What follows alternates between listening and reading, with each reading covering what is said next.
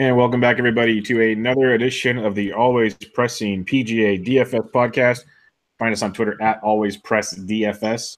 I am one of the three hosts, Bubba. You can find me on Twitter at BDentric. And before we get into this week's different kind of format, let me introduce everybody. We have Jesse, as always. You can find him on Twitter at DFS Golf Gods. Jesse, how we living? Doing well, Bubba. Good to be here again, man. Good. One more week of us, and then we're back to some real golf. And, on the other end, Bucks. You can find him on Twitter at BPSnow11. Bucks, what's up, man? Doing well, Bubba. Good to be back another week as usual. Good. So I mentioned briefly we have a different format since there's no action again this week. We're going to take next week off for the holidays, and then we have the Sony. So this is it, pretty much. Tournament so we're just going to go Tournament champion. Tournament champions, then Sony, I believe, right? Yes. Yeah. All right. So before we get into real golf, we're going to go over some of the web.com guys, some of the younger guys that are going to be on the tour next year. We have 5 guys each, just to give you a brief overview of who they are, so you have an idea what the $6,000 range looks like on DraftKings come, Torrey Pines and stuff. You have an idea when we're just blabbering on and on about value. And Martin Flores is not on the list, so you're okay. I promise. He's not there. But, Jess, you want to kick us off with your first guy on the list? Yeah, so we did a draft on these, and I somehow fell into the first pick, and I got to take Peter Uhilein, who I think is one of the more exciting guys who will be quote unquote new to the PGA Tour next year. He's been playing traditionally on the European Tour, played a lot over there, but he is an American. He went to the University of, or he went to Oklahoma State University, and he's currently ranked number 50 in the world. Most people probably know, but you may not know, he is the son of the guy who runs Titleist through its parent company. So he comes from some money. But anyway, like I said, 28 years old, coming off the web.com tour. He qualified because he won the 2017 Nationwide Children's Hospital Championship. And he got on the web.com because he placed high in a couple other events. Either way, really, really exciting young golfer, played really, really well. If you follow Euro Tour, you know this name, you know him. And if you play Euro Tour DFS, you've played him more than likely. He finished 2017 8th on the European Tour stroke per round average. And, of course, the European Tour has terrible stats. They have 0 strokes gained stats. So, finishing 8th in the stroke average obviously is I guess like finishing really, really high in strokes gained overall. Anyways, he's not the most accurate guy. Finished 148th in driving accuracy, but he does bomb it. He was 23rd on the European Tour, averaging 302 yards off the tee. And he was also, his putter was really, really in shape last year. He averaged 29 putts around, or no, he was 29th in putting per round. He had 4 top 10s on the year. So I'm really excited to see him, and he will probably be a guy who will go up and down in price this year based on, what tournament he's in. The bigger tournaments, obviously, he'll be lesser priced, but I think he's playable no matter what because he does have that European Tour experience, and he's contended. I like it. Buck, got anything on Uhilein? If not, head to your first guy. Uhilein would have been my number 1 pick as well. In our little format, we all used him quite a bit last year when he was available playing the Euro Tour. The dude was just solid. So first great pick, but I think I'm really excited to watch him play this year. So it'll be fun. For my first pick, pick 5 guys. So I'm not going to go in any particular order, but the first guy that I'll talk about is Tom Lovelady. So the reason why I picked Tom Lovelady is because I believe that we will hear a lot about him, his ties with Justin Thomas and the University of Alabama. He played for Alabama, was a 2-time national champion with Alabama, runner-up in 2012. So he's used to being in winning programs. At Alabama, he played 42 tournaments, and he was 9th overall in scoring. And when you look at that list of who's ahead of him, just a bunch of studs. So, I mean, when you look at some of his stats, like last year, he had 7 top 5s, 20 rounds in the 60s. I mean, he's just a machine when he gets going. He made 16 to 25 cuts. His low round was 63. But when you look at like his stats last year, he hits it a mile. And if you've seen him swing, it's super simple, pretty consistent. The only thing that he has going against him, which depending on the course could obviously work apart, but he hits it a mile, but he can spray it pretty severely. I think he was like 140th overall in driving accuracy. The interesting thing about him, though, like he hits it a mile, but he was first on the web.com tour last year in putting. Not only can he bomb it, but he makes putts like crazy. He was first in birdie average, 8th in eagle average. So, in play, he is going to be in contention. So, keep an eye on Lovelady. If, like I said, if he can keep it in play most weeks, he's definitely a cheaper guy you're going to see on DraftKings that can make some moves. Yeah, he looks like a nice target coming up there. I'm going to kick it off with Chesson Hadley. He's a guy that came on in the fall swing, and we were all over him. His price tags were through the roof, but many might not realize that this guy was actually on the tour in 2014 where he did win the Puerto Rico Open, played really well there, but then he stumbled, had to go back to the web, grinded it out there for a couple of years. He is 30 years old, so he's definitely older than most, but on the web last year, he made 19 starts. He had 2 wins, 2 runner-ups, 13 cuts made. He tore it up. He was the web.com player of the year. He had 5 top 25s to go with in his first 12 starts alone. He has 3 top 5s in each of the first 3 fall events on the PGA Tour this year. He's made $562,000 or over that on the web.com this last year, and he was the first ever to win the season-long money and the final of the money list, which is 2 different things on the web. So I don't want to get into what that's all about. It's a little different.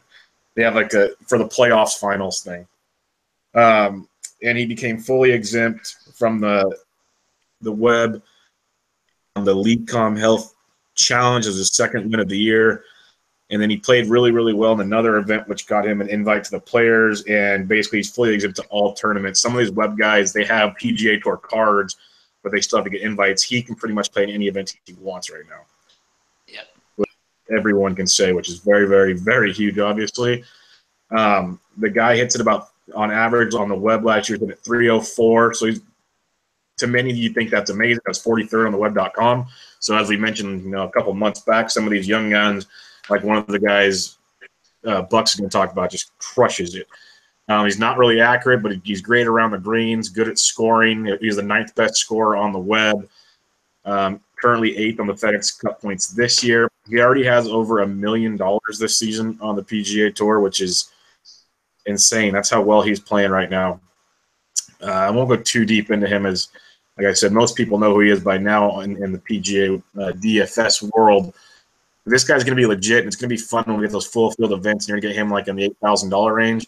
This is a guy to play around with, especially the way he can score in bunches when he has to. Like he was 27th on Eagles, 30th birdie average. Like I said, 9th in scoring. Really, really good player. So Chesson Hadley is a guy to definitely keep on the radar. I wouldn't be surprised if he makes a big run. Most of the guys are riding this could be your, I don't think he's eligible for Rookie of the Year, but some kind of youngster award is he's torching it.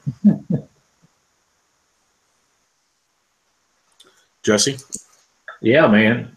Chesson, he's one of those guys who could be he should be in the 7,000 range probably all year, especially in the big tournaments. And he's one of those guys you can probably rely on to make a lot of cuts. He can go low. I'm really excited to watch Chesson this year. Next guy up for me is Ben Silverman, 30-year-old out of Canada, currently the world number 242. Very, very interesting when I started looking into him. First of all, during the fall swing, he made 4 out of 5 cuts with 2 top 10s. Super solid. Finished 10th on the 2017 Web.com money list. What's interesting about him for me, though, is he didn't actually start like really getting into golf until he was about 16 years old. So up until that point, he was playing a lot of hockey because apparently that's what they do in Canada. They play hockey. I don't know. It's cold, so I guess you just play hockey. Either way, so he's playing hockey. He said he was undersized to play hockey, really. That's so we need to find something else to do. So in his first junior tour event, you guys got any guesses on what he shot? 68. 68, okay. Bubba, what you got? His first event, give me a 65. 118. Oh, jeez. We're trying to give him guy the benefit of the doubt here. He shot 118 in his first event. It was a junior event at the age of 16. He shot 118. Yeah, I mean, and then so the dude still sticks with it. He ends up moving down to Florida, and he runs across a guy who basically says, "I'll back you on these little mini tours down there while you grind it out and get better."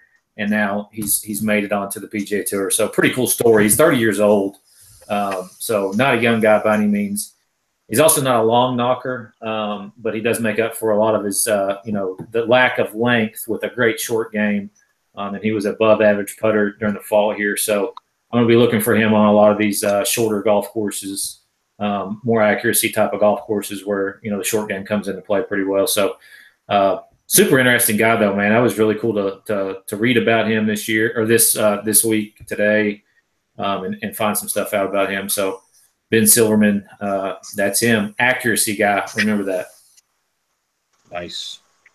And he was like that hot pick at the Canadian Open, right? I don't know. I don't know if I don't really remember him at all till this fall swing, to be honest with you. Was the Canadian Open in the fall swing? I think you're right though, Bucks, because he's the Canadian ties. He was one of the big names getting out there. Yeah, so my next guy, I believe Bubba was alluding to him when he was speaking.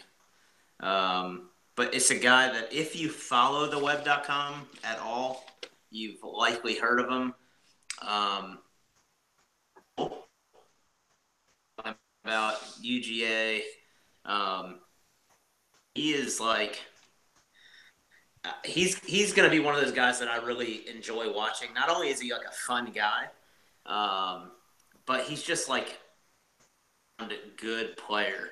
His first tour event he ever played, I believe he finished 11th at like the Valspar, and he's a birdie machine. So last year on the web.com, he had 6 top 10s with a low round of 61. And so let me just rattle off some of his stats. Not only is he 4th in driving distance on the web.com last year, which was like 328 yards. 328 yards and he's 4th. FYI, that's just insane. That's nuts. Insane. Yeah, that's crazy. He's averaging like 320 plus, but he hit 63% of his fairways. Top 25 on tour. Like, the dude's not only long, he keeps it in play. He's 36th in putting, so he's decent. Is 3rd in eagle, 2nd in birdies. He's 2nd in par 5 scoring, 7th all around. Just a machine. And so this is one of those guys that, like, he may never win on tour, but he will be in contention all the time. Like, he'll be like that $7,600 player on DraftKings that makes like his cuts because he's just good. He keeps himself in play. He hits it a mile, and then when he gets hot, running up the leaderboard. So I really like Keith Mitchell this year. Keep an eye on him. He was my number 1 overall pick, so 2nd overall. But, yeah, love this guy. Yeah, he's a massive bomber, and like you said, he's a tilting guy. Because I remember we played him that one week, and he just got smoked. But then there's other rounds where he just crushes it. So he's going to be a fun one to GPP it with for sure. He reminds me of Kevin. Yeah, I can see that.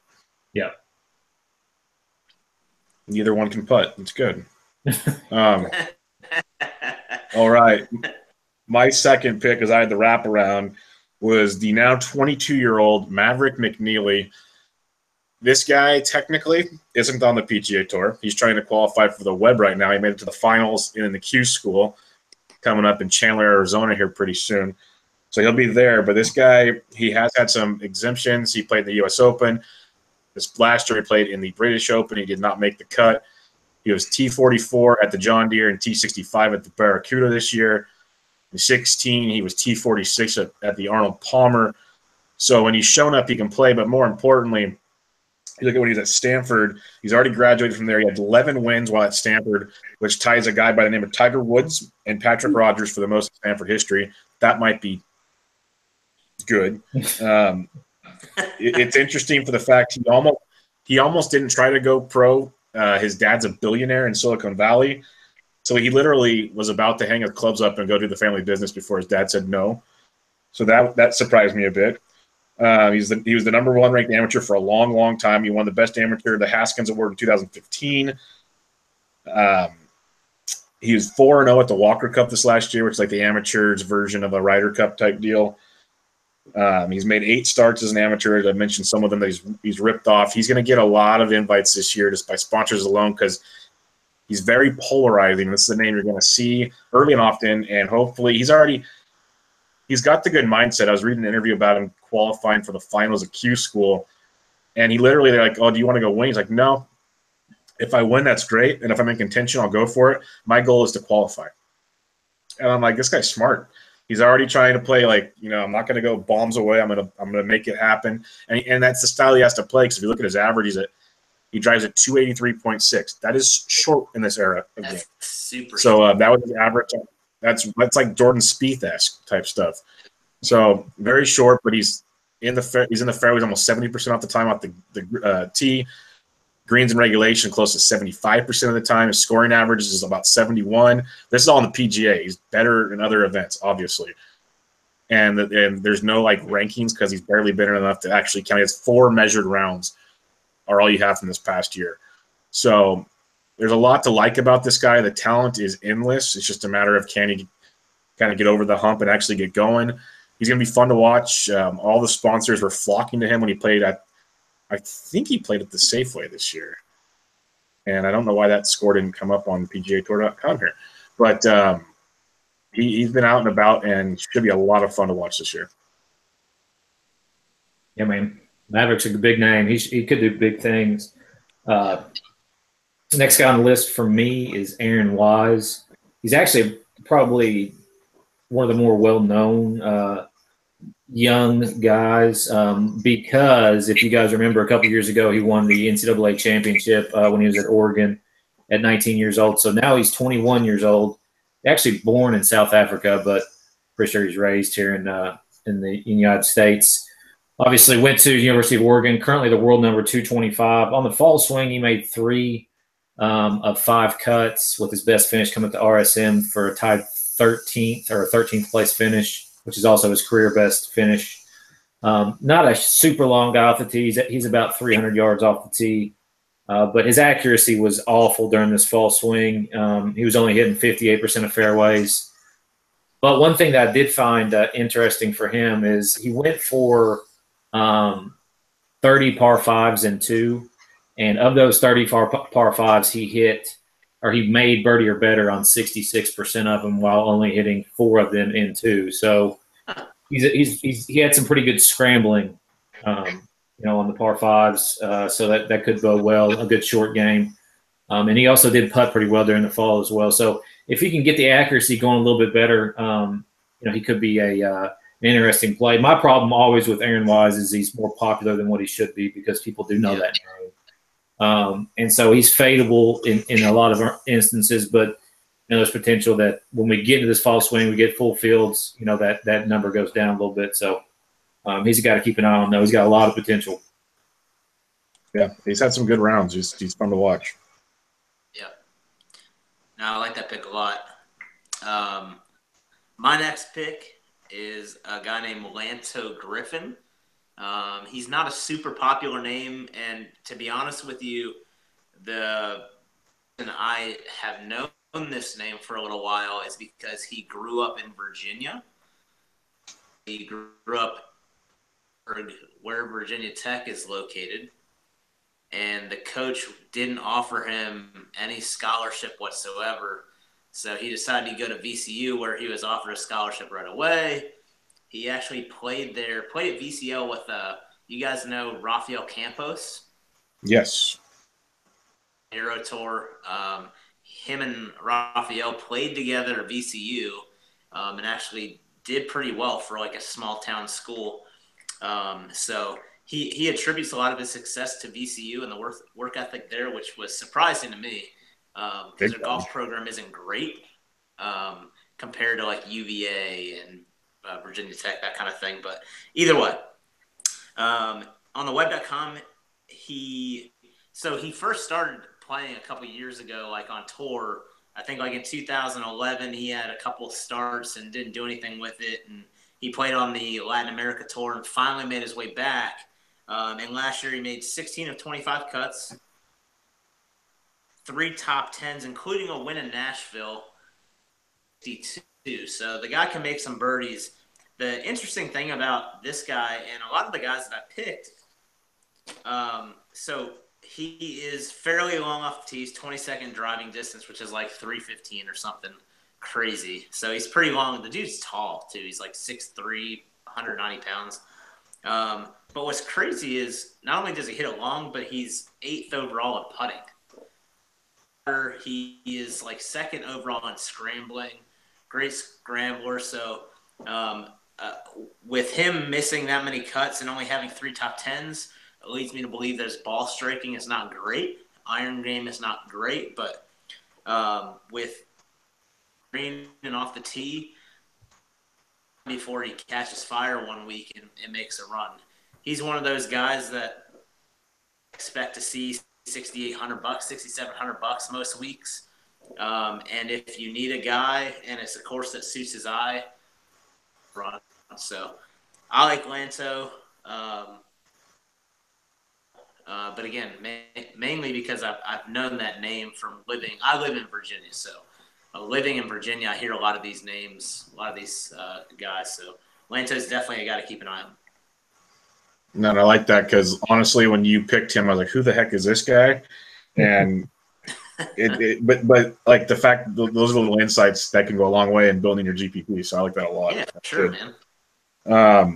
And that's why we're doing this. My third guy is another Canadian, our second Canuck on the list, which is kind of ironic considering they say they can only play golf for like 4 months out of the year if it's always so cold and icy. But very talented player. He's going to be 25 years old this year. He went to, I believe it was Oklahoma State, as I was reading earlier. Just give me 2 seconds. No, he did not. He just turned pro in 2015, where he went on the Latin American tour. But prior to that, in 2014, he was runner-up at the U.S. Amateur. So that's a pretty impressive feat. That earned him a berth in the Masters, where he didn't make the cut, but he got to play with Mike Weir, another Canadian. In 2013, as an amateur, he played the RBC Canadian, shot a 71 and a 74, not making the cut there. Actually, in 2015, he played on the McKenzie Tour. In 2016, he went to Latin America. So he finished third at an event in Canada, so on and so forth. He's made his way by finishing 41st on the web.com priority list in 2017. And in 2018 so far, P30 at Safeway, and then he's made his cuts everywhere, but 65th, 68th, a no-cut event, and then he finished T37 at the RSM recently with around a 700, his best round of the fall. Some interesting things about Connors. He's pretty accurate for the most part, which is something I like about him. I think, weren't you saying Silverman was the accuracy guy, Jesse? He's pretty accurate, yeah. Maybe it's a Canadian thing because Connors only hits the ball a little less than 302, so he's not crushing it. But like I said, accurate about 65% in the fairway. Greens and regs about 73. He's doing the little things. He's not going to like bombs away. He doesn't think he's going to go too deep. His scoring average isn't great, but definitely a guy that's going to be in your mid sixes most weeks unless he just catches fire. And he gets it done. He's got good scrambling around the greens. And I think it's something we could definitely keep an eye on come the full field events. Corey Connors could be a fun one that gets way overlooked, I have a feeling. I like Corey Connors a lot. I think he's a really, really – he's one of those guys that, like, I'll probably play a lot on GPP teams until he finally breaks through and has a win. Next up for me is Stephan Jaeger. Henceforth will be known as the Jaeger Bomb. 28-year-old from Germany. So he was a foreign exchange student who ended up at an academy in Tennessee, which is known for its golf program. And when he went there, he actually played with Keith Mitchell. I don't know if you knew that or not, but they were high school teammates. And so him and Keith played high school together. There was a story that I heard that Keith told where this first tournament, he just gets off the plane, they plug him in as just an individual in this golf tournament, and he shoots he leads the whole team in scoring on the toughest golf course in Tennessee. So the guy basically has a lot of don't give a fuck, which I like about him. He's also won 3 times in 14 months in the Web.com tour, and in one of those rounds on his Web.com, one of those events, he shot 58. So he's got the ability to go low as well. On the fall swing this past year, he made 4 out of 5 cuts with his best finish coming at the Shriners, where he finished 20th. Not super long off the tee, about 300 yards off the tee. Accuracy was very sketched this past year. So during the fall swing as well, he was only hitting about 59% of fairways and was putting bad. I mean, he was below. He was in the negatives, just barely strokes gained putting. So he's got some work to do and some improvement. But that 58 right there tells me he's got the ability to go low, like a Chesson Hadley type of guy who can just rack up birdies. So he's a great GPP option, and he will fly under the radar just because he's brand new. Yep, good old Jaeger bombs. What you got, Bucks? This next guy for me is, again, somebody that while growing up, because I grew up in Maryland, I live in Virginia, but his name is Denny McCarthy, and as more people don't know about him, because the dude is super, super talented, like crazy talented. So he went to UVA, and he's like a 3-time Maryland Open champ, Maryland AM champ, 2-time All-American. In 2010, he played on the Junior Ryder Cup with Spieth, Justin Thomas, and Schneider Jans.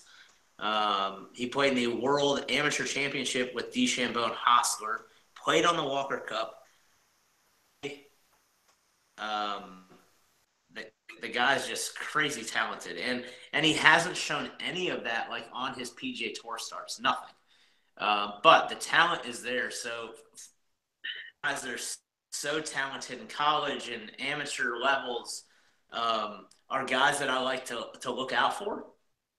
It's only a matter of time before they break through. It's more of a confidence type thing. It has nothing to do with his skill set. It's probably just a confidence thing for him. So on the web.com, he's made 33 of 44 cuts, 4 top 10s in 2017. The cool thing about Denny is he is not the longest guy in the world. I mean, he's decent, but he'd probably be middle of the pack as far as driving distance. But he's a great ball striker, and he is a great putter. I mean, really, really, really good. And so I think that alone him in play.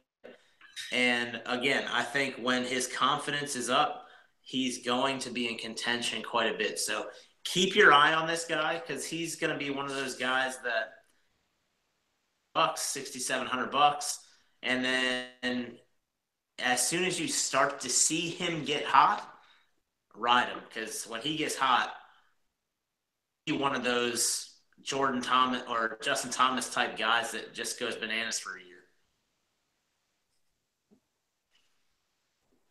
No, that sounds like one to definitely keep an eye on. My fourth will be Gucci, man. Talor Gooch, 26 years old. Been a big fan of his since he's come along here. A little background on the Gooch. He turned pro in 2014. He won the U.S. Kids World Junior at 9 years old, which is pretty darn impressive to me. He tied for 13th at the U.S. Amateur in 2012, so on and so forth. But he started 2015 on the McKenzie Tour. Then he went on to he stayed there a couple years. Then he went to the Web where it got popping for him. He finished 14th on the priority list this last year in 22 events, 5 top 10s. He had a win, finished 6th on the money, 14 made cuts. He made over $270,000. He's been very, very, very productive in his time there. When it comes to the stats with the Gooch, this is one of those guys that got to scroll up a little further. No, that's all they got for me. He drives about 308 off the tee, so it's a little better than what I have for you. But that still was 47th on the web.com. Like you've been saying, Bucks, it's crazy how these guys just are crushing it out there. About 63% accurate guy, 71% greens and reg guy. Good putter, though, less than 2. He's got a 1.75 putting average, which is pretty darn impressive. Decent birdie makers. He can get you 4 or 5 birdies around.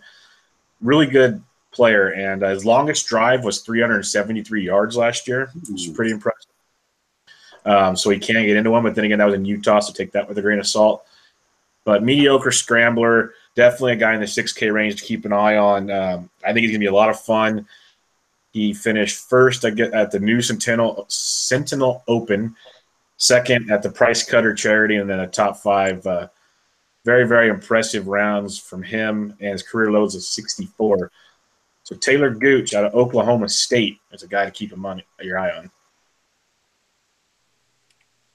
Yeah, I like Talor. I think he's one of those. He's like the Corey Connor types. I think they're going to be really reliable in a lot of situations. So next up for me is Marty Dou.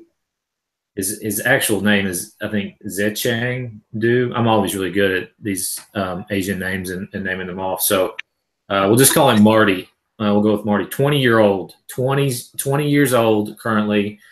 He's from China, and he's the world number 328. Interesting guy because he's the first Chinese-born player to win on the web and therefore get his PGA Tour card. So, he's going to get a lot of hoopla from the media in China, and they're going to pay a lot of attention. So he's going to be a name that is well known in, I guess, the media. The problem is he's not playing very well right now. He only made 1 out of 4 cuts on the fall swing, and he played in 5 events. And the 5th event he withdrew after shooting 78 in the first round. So his game was super sketch. Might be just because he's young, super young guy. I mean, 20 years old is very, very, very young. A lot of learning to do, but an important guy to keep your eye on because he does have a lot of talent. He's just not playing very well right now. I mean, so in the short term, I think he's a solid fade, but in the long term, he could be a guy that could be sneaky. That's awesome. I'm glad you covered him because he was a guy, and this is something that I suggest. We're doing it here, obviously, but I suggest anybody that's big into DK, things you could possibly do is go over these players early in the season because this is the best chance for you to get a little bit of edge on the majority. Right. Because not too many guys are gonna look over these newbies from the web.com. They might know a little bit about them. Decent research. You can definitely find some gems in there, like the one you just mentioned. I mean, 20 years old, super talented. If he finds that confidence, perennial guy in contention. So we'll hear about him for a long time. The last guy on my list is a guy named Conrad Schindler. He is a Texas A&M former player. He was on the 2009 championship squad, national championship squad. And last year on the web.com, he had 4 top 10s, 16 of 26 cuts, and he actually won an event, the Rex Hospital Open, where I think he shot second round or third round 62.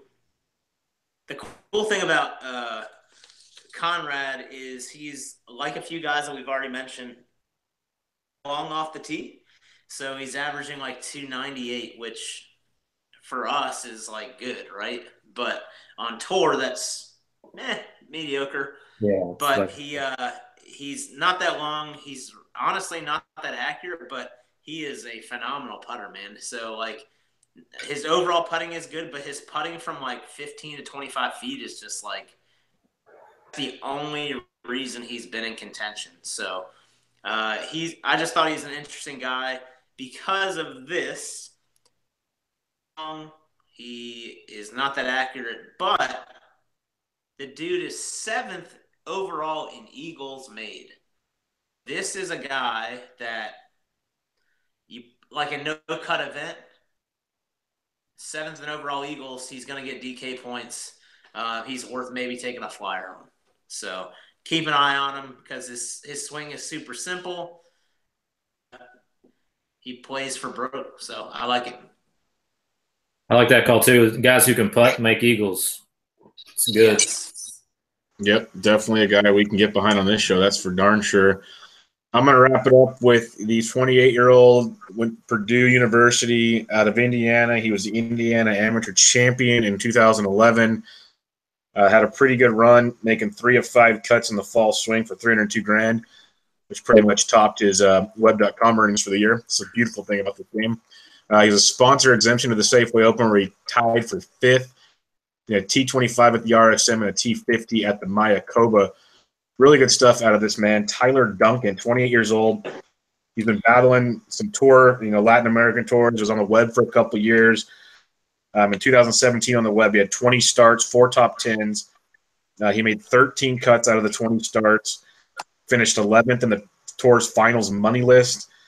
Played really, really well. 23rd on the priority list, which got him in to the PGA Tour, at least on the list to be invited to events. Another small driver guy, 292 off the tee. But this guy, out of all the ones I researched, was by far the most accurate. All the articles are talking about him. He is outstanding. He's 42nd currently on PGA Tour. It's almost 74% greens and rag. Driving accuracies, 50th at 70.5%. Really, really good. Scoring average 70.5, not bad. I know he only made 3 of 5 cuts. This is one of those guys I could see being a pretty good cut maker in the future. Just a guy to rely upon for the most part. We shall see, obviously, when the full field events come into play. But he was really, really good off the tee. Strokes gained off the tee was outstanding. He did pipe one 362 at the Safeway. So apparently he can rip into it when he has to. But maybe he just plays it safer, and we'll see as time tells there. But a lot to like about him. When he misses the fairways, he only goes off the left, like it says 11.7%, and off the right. So he's not missing them by a ton. And when he does, it's not very often. Seems to spew it right more than anything. A little bit of a slice in there, no big deal. But all in all, don't mind him at all. Good young player. It's 28. It's not super young, but definitely a guy that can make some cuts. And when he plays well, he's in contention. When he misses the cut, he just misses the cuts. It's not really close from what I was reading earlier with Duncan. But I know we've talked about him earlier this year. Yeah, he was when he missed the cut at the Shriners, he was 4 over, a 72 and a 74. Then Sanderson's, he missed the cut because he shot a 76 the opening round. He shot a 68 the second day. So definitely a talented player, and Tyler Duncan, a guy to definitely keep an eye on.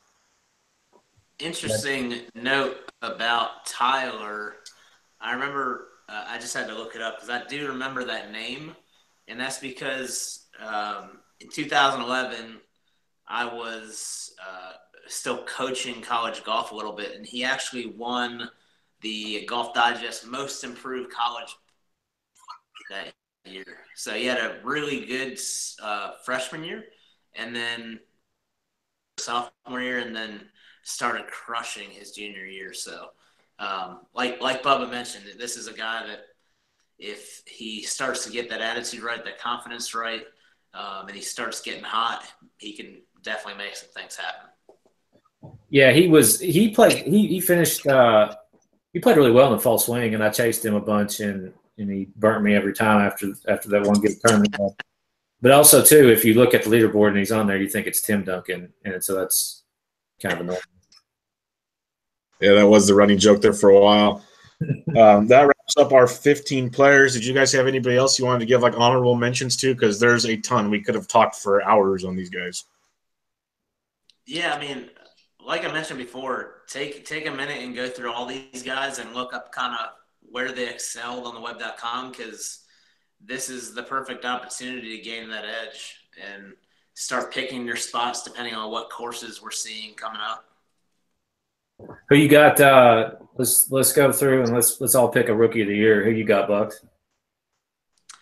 I mean, I would go Keith Mitchell. I think he's just solid all around. Like it, Bubba.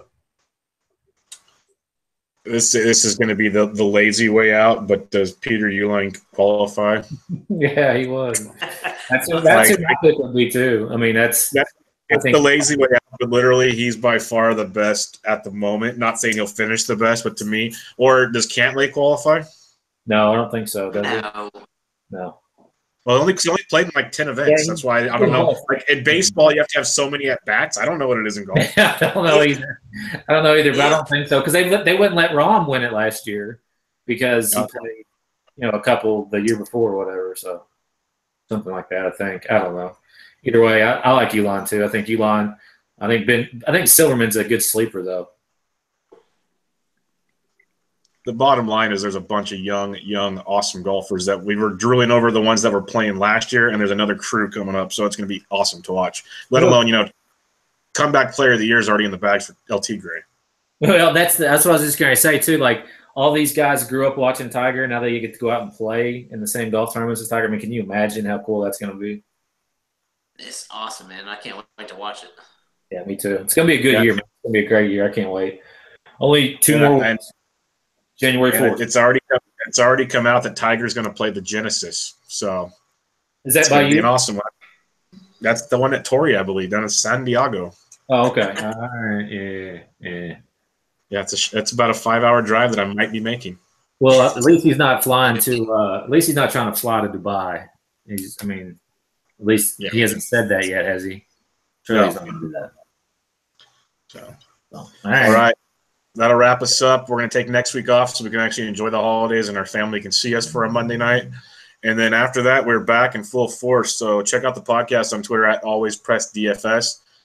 Jesse's at DFS Golf Gods. Bucks is at BP Snow 11. And I am at BD Entric. Like always, thanks for listening.